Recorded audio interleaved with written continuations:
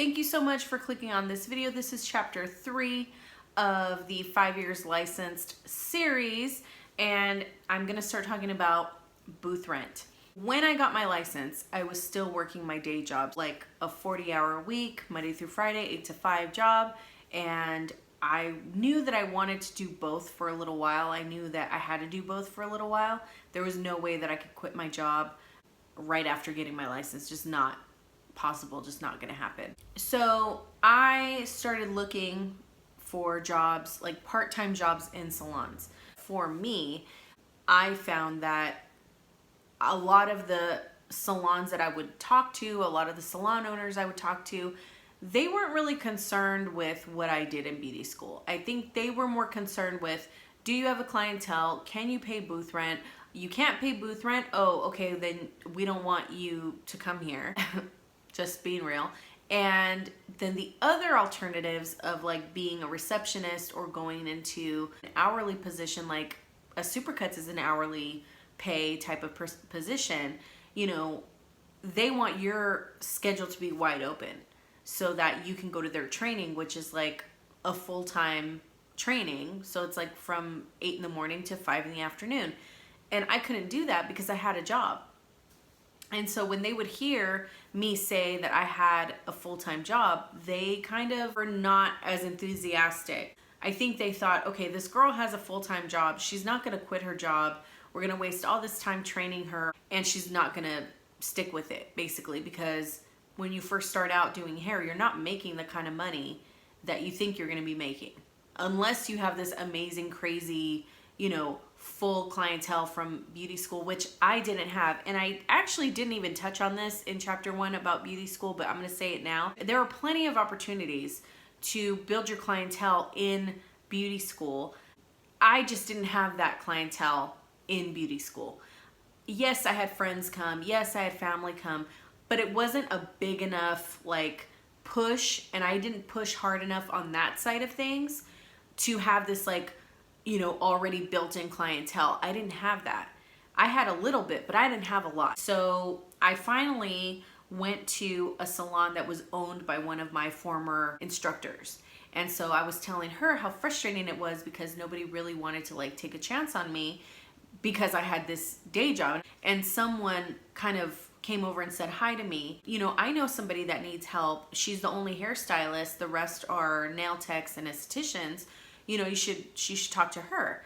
And so I was like, yeah, sure, give me your number. So she gave me her number. That ended up being Alexia, who I ended up working with at Beauty Bar. She gave me the owner, at that time, the owner's number, and that's Karen, who I always, you know, shout out and thank for giving me the opportunity. So Karen and I met, and I explained to her my situation. I was like, look, I have a job. Like, I'm just gonna be out with it. I can come in after 5 and on the weekends. Like, I just need to start somewhere. I just need a booth. I just need to figure this out. I need to start being able to do hair somewhere. So Karen was like, yeah, I have a job too. Like, she actually worked at the high school. And so she knew exactly what I was talking about. And she was like, yeah, you know, you can do part-time for this much. And I was like, great.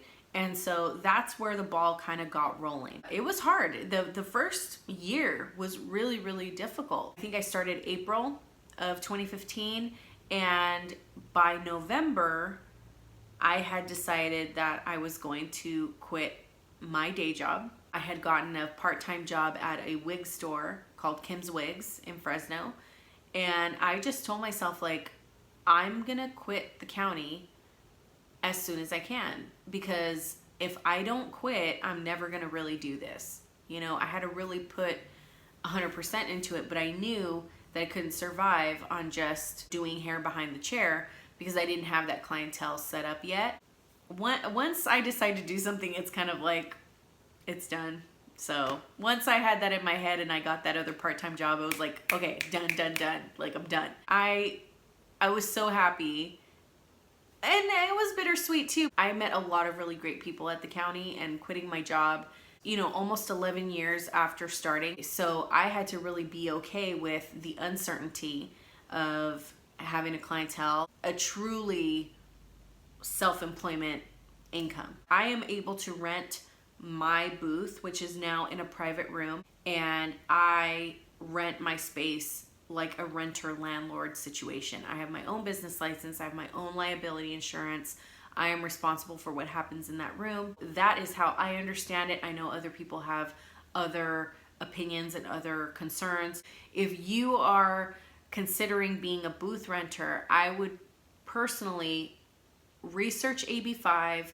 And again, you know, people are going to have different opinions about stuff, but the real deal is that as beauty professionals, we don't really fit into a lot of these categories that other industries fit into. If you are interested in being in a commission salon, I am not really familiar with commission, only because I never had that opportunity to work in a commission salon.